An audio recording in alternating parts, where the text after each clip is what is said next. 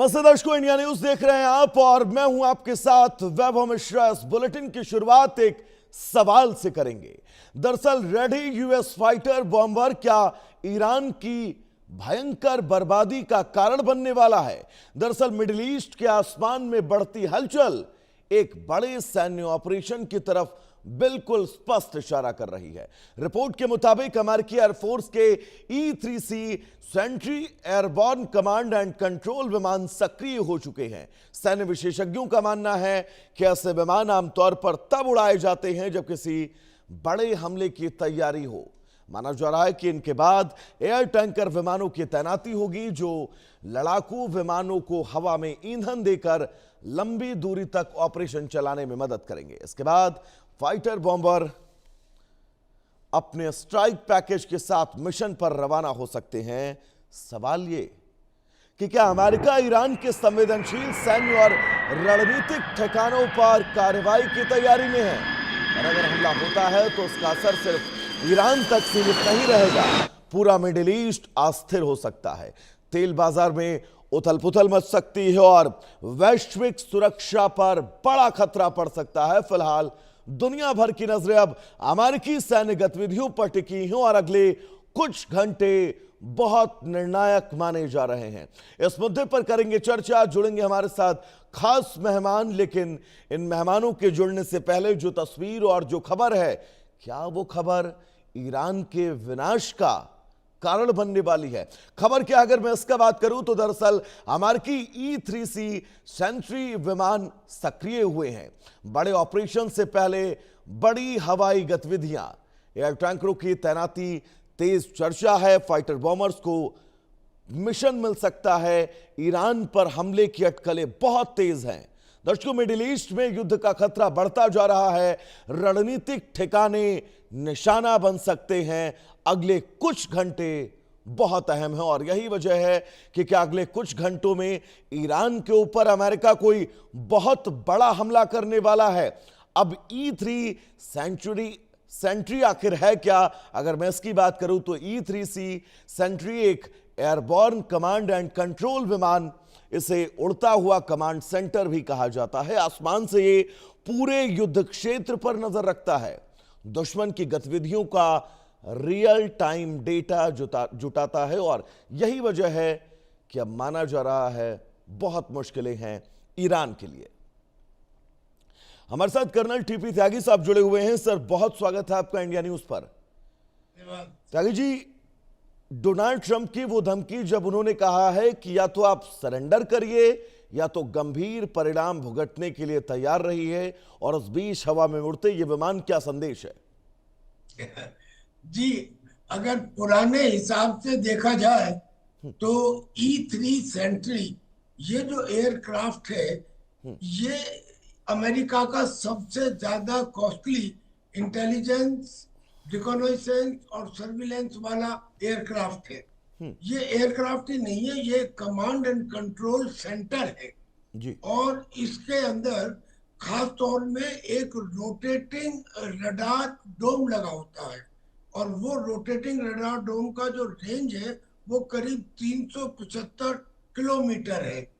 4 इसमें turbo fan engine होते हैं जी। इसकी सबसे बड़ी खासियत ये है कि ऑल वेदर ऑल एल्टीट्यूड, यानी कि वेदर खराब हो या अच्छा हो, इसकी सर्विलेंस जारी रहेगी। एल्टीट्यूड यानी कि ऊंचाई कम हो या ज्यादा हो, इसकी सर्विलेंस जारी रहेगी। पृथ्वी के ऊपर कई स्फीयर होते हैं एटमॉस्फेयर के। पहला होता है ट्रोपोस्फीयर, दूसरा होता है स्ट्रेटोस्फीयर। स्ट्रेटोस्फीयर 50 किलोमीटर तक होता है। उस पूरे स्ट्रेटोस्फीयर तक ये अपनी सर्विलेंस कर सकता है। इस एयरक्राफ्ट को जनरली तब इस्तेमाल किया जाता है जब अटैक कहीं पे करना हो, जैसे जब इराक के खिलाफ डेजर्ट स्टॉर्म ऑपरेशन को किया गया था, तब इसको इस्तेमाल किया गया। और 28 फरवरी को जब ईरान के ऊपर अटैक किए गए, उस समय इनके 6 विमान थे E-3 सेंट्री के। एक जर्मनी में डिप्लॉय किया गया, एक इंग्लैंड में डिप्लॉय किया गया, एक सऊदी अरबिया में डिप्लॉय किया गया। ऐसे वो 6 डिप्लॉय किए गए थे। अब E-3 सेंट्री एयरक्राफ्ट का डिप्लॉय करना जो एक airborne early warning and control system तो है ही, एक कमांड एंड कंट्रोल सेंटर भी है। यानी कि ये बैटल फील्ड की रियल टाइम इंफॉर्मेशन आपको प्रोवाइड करता है, और इसको इस्तेमाल जनरली अटैक के समय किया जाता है। यानी ये अंदाजा लगाया जा सकता है कि अमेरिका शायद अब ईरान के ऊपर कोई बड़ा एक्शन लेने वाला है। त्यागी साहब, ये मानकर चला जाए, अगर हम पूरे इस युद्ध के परिप्रेक्ष्य को अब तक का समझे, हर एक पहलू को बहुत बारीकी से टटोले, तो ईरान के ऊपर ये जो हमला होने वाला है, संभावित हमला है, इसका जिम्मेदार कोई और नहीं, खुद ईरान है। अगर मैं ये कहूं तो गलत तो नहीं हूं? बिल्कुल सही कह रहे हैं आप, बिल्कुल सही कह रहे हैं, क्योंकि पुराने पैटर्न में देखिए, अमेरिका ने कभी भी अपनी पूरी ताकत का इस्तेमाल नहीं किया, जबकि ईरान ने हर बार पूरी ताकत का इस्तेमाल किया है। अमेरिका बार बार ये कहता रहा अब भी मान जाओ, अब भी मान जाओ। उसका अब आज की तारीख में स्ट्रेट ऑफ हॉर्मुज को खुलवाने की कौन कोशिश कर रहा है? आप किसी से पूछ लीजिए, कॉमन सेंस कहती है कि कुछ भी हो, कोशिश तो अमेरिका कर रहा है कि स्ट्रेट ऑफ हॉर्मुज खुला रहे, चाहे उसी की वजह से बंद हुआ हो, लेकिन वर्तमान में खुलवाने के ऊपर लगाए अमेरिका। और उसे बंद करने पे और रोकने पे कौन लगाए? वो है ईरान। और रोकना तो रोकना, रोकने के साथ साथ वो अटैक कर रहा है, और उन रूट के ऊपर अटैक कर रहा है जो उसका रूट नहीं है। यानी कि स्ट्रेट ऑफ हॉर्मुज में 3 रूट है, एक वो जो ईरान के कोस्ट के साथ, एक वो जो ओमान के साथ, और एक वो जो इंटरनेशनल रूट था। इंटरनेशनल रूट पे माइंस लग गई है, बाकी 2 में से अगर ओमान के रूट के ऊपर आ रहे हैं तो अभी पिछले दिनों में ही उसने 2 टैंकर के ऊपर अटैक किए। अब इसका रिजल्ट क्या हुआ? रिजल्ट ये हुआ कि अमेरिका और सऊदी ने मिलके इराक में ईरान समर्थित विद्रोही ग्रुपों के ऊपर अटैक किया। पहली बार लड़ाई में कुवैत और बहरीन ने अपने जेट भेजे सीक्रेटली ईरान के अंदर अटैक करने के लिए, और तो और यूनाइटेड अरब एमिरेट्स ने उनको एयर पावर, एयर सपोर्ट दी और उनको इंटेलिजेंस इंफॉर्मेशन दी। यानी कि मिडिल ईस्ट की कंट्रीज जो जनरली ईरान के खिलाफ खुलकर सामने नहीं आई थी, अब वो सामने आने लगी। ईरान के प्रति सिंपैथी थी पूरी दुनिया में, लेकिन आज की तारीख में पूरी दुनिया की सिंपैथी थोड़ी बहुत जो भी अगर है भी, तो वो अमेरिका की तरफ है। यानी किसने अपने पैर पे खुद कुल्हाड़ी मारी? ईरान ने मारी। और ईरान ने क्यों मारी? ईरान ने इसलिए कि उनके अंदर भी एक धड़े से बन गए हैं, एक उनका पॉलिटिकल पावर है और एक उनका IRGC है। त्यागी साहब, यही सवाल में हमारे साथ डॉक्टर मनन द्विवेदी जी भी जुड़े हुए हैं, विदेश मामलों की जानकार हैं। सर, बहुत स्वागत है आपका। जिस बात का जिक्र त्यागी साहब कर रहे हैं, आपको नहीं लगता है कि ईरान के अंदर कई धड़े ऐसे हैं? एक धड़ा चाहता है युद्ध ना हो, एक धड़ा चाहता है शर्तों पर समझौता हो जाए, एक धड़ा चाहता है स्थितियां जैसी हैं वैसी रहें, और एक चौथा धड़ा भी है जो चाहता है ये सब कुछ इससे भी तेज गति से चले। मनन साहब जी, मैं यहाँ पर ये कहना चाहूंगा कि कहीं ना कहीं यहाँ पर अब मुझे भी ईरान की स्ट्रेटेजिक और कूटनीतिक मिस्टेक नजर आ रही है। क्योंकि हम इसमें देखें तो हम पाएंगे कि एक तरीके का पैटर्न सा ऑपरेशन एपिक फ्यूरी के बाद के समय में बन गया है।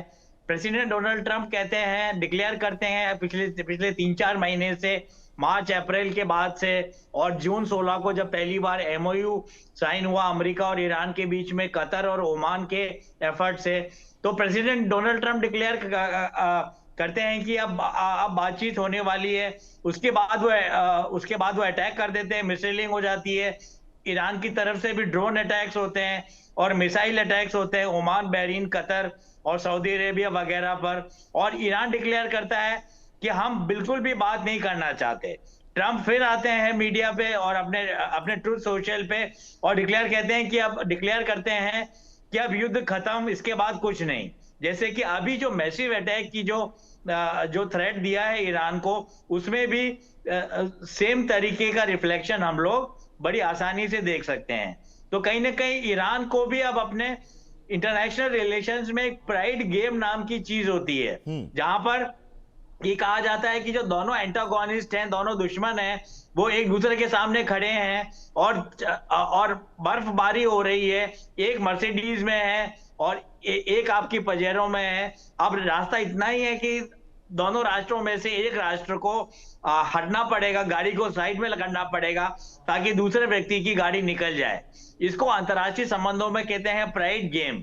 तो कहीं ना कहीं अमेरिका से बहुत ज्यादा ईरान की गलती अब ज्यादा प्रतीत होती है, नजर आती है, क्योंकि वो इस प्राइड गेम में और इस क्लैश के सिविलाइजेशनल गेम में पूरी तरीके से फंसता हुआ नजर आता है। और जहां तक ईरान की बात है, जो धड़ा ये कह रहा है कि अब युद्ध को रोक देना चाहिए, वही प्रैक्टिकल है, वही यथार्थवादी है, वही प्रैग्मेटिक है।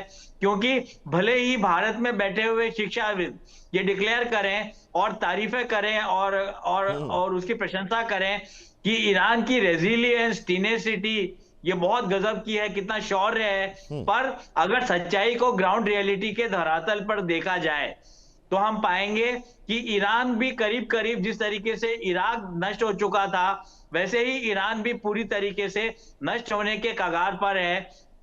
और कहीं ना कहीं मुझे ट्रंप की डिप्लोमेसी और कूटनीति अब सक्सेसफुल होती हुई नजर आती है, क्योंकि प्रेसिडेंट डोनाल्ड ट्रंप ने बड़ी शानदार एप्लॉम्बिक तरीके से बोला है कि I don't want to kill any more people.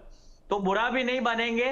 और ईरान का जो विभिन्न धड़े हैं जो डिबेट में लगे हुए हैं और जो हार्ड लाइनर्स हैं और जो आईजीआरसी है, उसके ऊपर ईरान के विध्वंस का मुझे लगता है पूरा ब्लेम जाएगा। क्योंकि प्रेसिडेंट डोनाल्ड ट्रंप ने, अमेरिका ने तो अपनी आधी ताकत भी नहीं लगाई है, 10% मिलिट्री और सामरिक और कोएलिशन की ताकत लगाई है। और अगर थोड़ा भी ज्यादा कयास करेगा अमेरिका, तो मुझे नहीं लगता कि विश्व के मैप में ईरान बचेगा। और बहुत मुश्किल ईरान के लिए होगी। तो अपनी ये कहना त्यागी साहब के लिए, त्यागी साहब एक सवाल मैं आपसे करना चाहूंगा, क्योंकि भारत देश के अंदर कई ऐसे नागरिक हैं जो ईरान के नाम पर छाती पीटने के लिए सबसे आगे आ जाते हैं।